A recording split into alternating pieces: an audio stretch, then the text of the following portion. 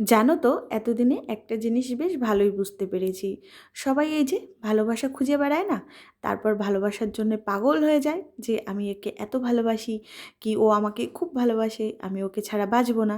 আসলে এসব কিছুই না, এসব হচ্ছে তোমাকে প্রয়োজন। তোমাকে তার যতক্ষণ প্রয়োজন হবে সে ততক্ষণই তোমার গুরুত্ব বুঝবে। আর যখন প্রয়োজন ফুরিয়ে যাবে তুমি আস্তে আস্তে বুঝতে পারবে যে ভালোবাসা বলে পৃথিবীতে কিছুই হয় না। আর আমি একটা জায়গায় লেখা পড়েছিলাম, হয়তো তোমরাও জেনে থাকবে, ওই যে যদি একবার তুমি ভুল ট্রেনে উঠে পড়ো তাহলে সময় থাকতে থাকতে নেমে যেও। কারণ একবার যদি তুমি বেশি দূরে চলে যাও সেখান থেকে তুমি চাইলেও কিন্তু আর ফিরে আসতে পারবে না। তো এরকম হয়তো আমাদের জীবনে অনেকেরই এরকম ঘটনার সম্মুখীন আমরা হই। তো সেখান থেকে আমরা না চাইলেও আর ফিরে আসতে পারি না। তা যাই হোক বন্ধুরা, গুড মর্নিং সবাইকে। কেমন আছো তোমরা সবাই? আশা করি সকলে অনেক ভালো আছো।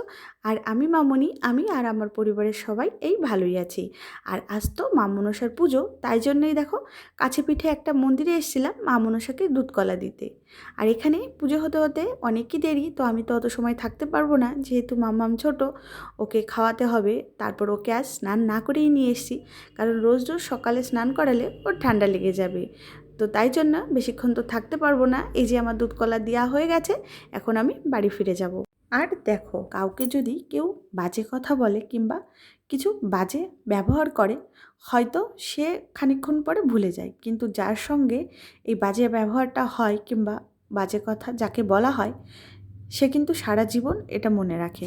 কারণ জানো তো, একটা চড় মারলে সেই মারটা খানিকক্ষণ পরে ব্যথাটা কিন্তু কমে যায়, কিন্তু একটা বাজে ব্যবহার কিংবা বাজে কথা সারাটা জীবন কিন্তু একটা মানুষের জীবনে ক্ষত রেখে যায়। আসলে কি জানো তো বন্ধুরা, এই যে আমরা যারা কিছু কিছু মানুষ আছি যে নিজের জীবনের চেয়েও অন্যকে বেশি ভালোবাসি, কিংবা নিজের সংসারের জন্য হোক, নিজের আপনজনের জন্য, মানে যতটা পারি করার চেষ্টা করি, কিন্তু সবাই তো আর সব কিছু বোঝে না বলো।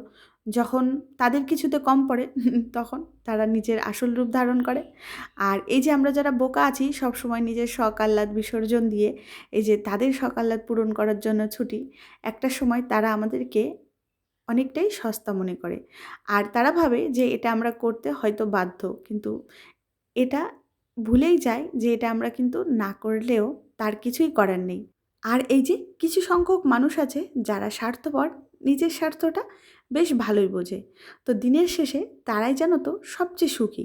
তারা সব কিছু সবার কাছ থেকে সময় বুঝে আদায় করে নিয়ে কি করে যেন সরে পড়ে। আর এই যে আমরা বোকাদের মতন বসে বসে শুধু কান্না ছাড়া আর কিছুই আমাদের করার থাকে না। আর এই যে কিছু বোকা মেয়েরা আমরা যারা আছি, সারাটা দিন সংসার সংসার করে মরি। আর কি করে স্বামী সন্তান সংসারের একটু উন্নতি হয় তার জন্য রাত দিন পরিশ্রম করি, নিজের সমস্ত শখ আহ্লাদ সুখ সব কিছু বিসর্জন দিয়ে এই যে সংসারটাকে আঁকড়ে ধরে বসে থাকি। দিনের শেষে আমরা কি পাই বলো তো? আমাদেরকে কে বোঝে? কই, আমাদের দুঃখগুলো তো কেউ বোঝে না। আমরা যেভাবে মানুষকে আগলে রাখি, আমাদেরকে তো কেউ আগলে রাখে না। আমরা তো কই এমন কথা বলি না যে আরেকজনের চোখে জল চলে আসে। কেন আমাদের বেলা কেউ ভাবে না? আসলে আমরা তো বাড়ির বউ, আর বাড়ির বউদের তো যা খুশি তাই বলা যায়, তাদের সঙ্গে যা খুশি তাই করা যায়। বাড়ির বউদের তো কোনো কথা বলার কোনো অধিকার নেই। আর কিছু বলতে গেলেই বলবে এর কোনো শিক্ষা দীক্ষা নেই, এই মেয়েটা খুব বাজে, আরও কত কী।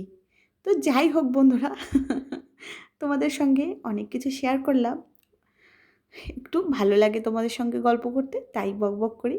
আর দেখো বাড়িতে তো চলে এসেছি, মা আজও নিরামিষ করেছে। আর এই যে পরপর আমাদের নিরামিষ হয়েই যাচ্ছে, যেহেতু পুজো পার্বণ তো লেগেই আছে।